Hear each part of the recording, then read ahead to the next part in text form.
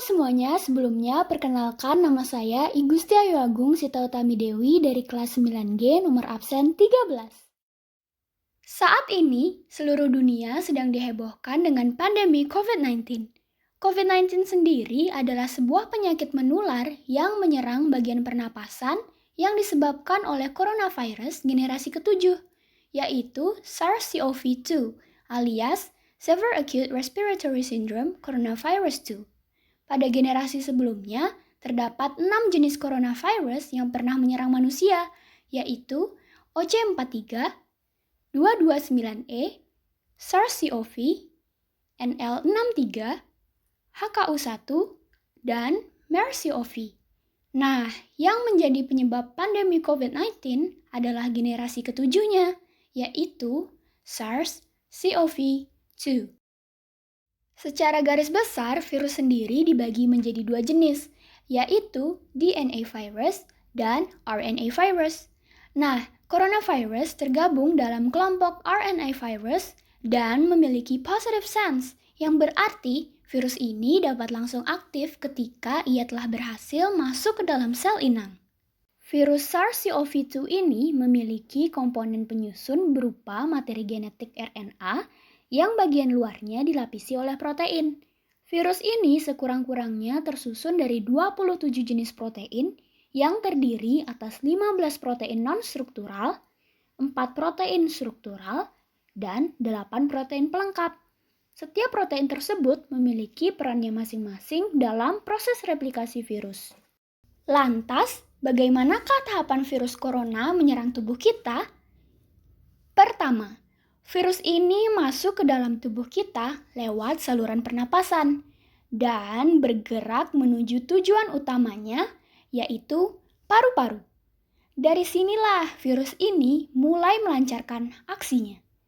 Pertama-tama, salah satu protein struktural, yaitu protein S atau spike, yang berbentuk seperti paku, menempel pada sel inang dan berinteraksi dengan reseptor yang bernama ACE2 atau Angiotensin Converting Enzyme 2.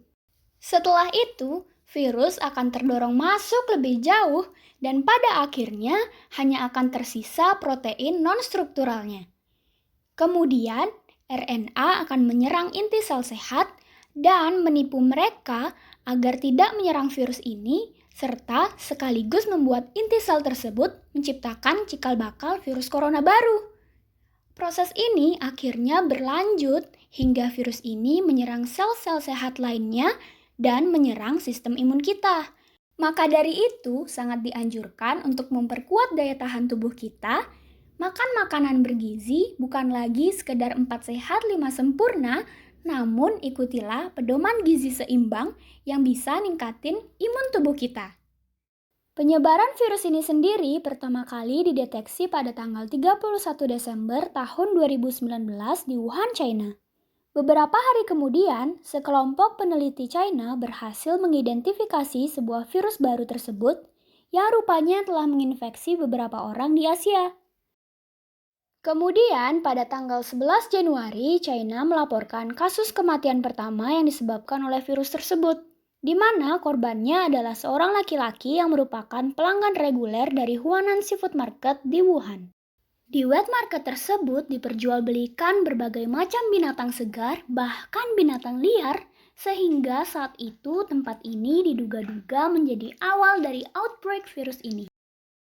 Untuk simptom atau gejala yang ditunjukkan oleh COVID-19 secara umum adalah demam, batuk kering, dan kesulitan bernapas. Namun biasanya memerlukan waktu hingga 5-6 hari supaya tubuh seseorang yang terinfeksi virus ini dapat menunjukkan gejala tersebut. Untuk mencegah penularan dari virus ini, kita dapat melakukan berbagai tindakan. Seperti yang pertama, mencuci tangan dengan menggunakan sabun di bawah air mengalir selama 20 detik atau menggunakan hand sanitizer apabila tidak terdapat air mengalir. Yang kedua, saat batuk atau bersin, tutup mulut dengan siku atau menggunakan tisu. Yang ketiga, kita harus menggunakan masker. Yang keempat, kita mesti menjaga jarak dan tetap di rumah aja. Serta yang terakhir, apabila tubuh kita menunjukkan gejala-gejala yang sebelumnya telah disebutkan, segera hubungi dokter untuk penanganan yang lebih lanjut.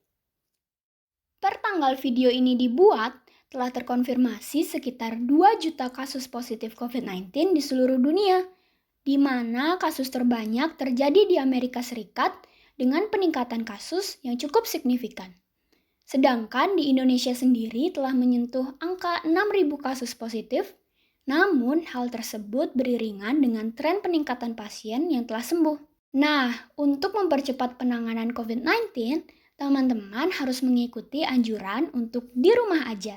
Walaupun kadang ngebosenin karena cuma di rumah doang dan kegiatannya itu-itu aja, hal ini mesti kita lakuin supaya sesegera mungkin kita bisa flatten the curve and raise the line.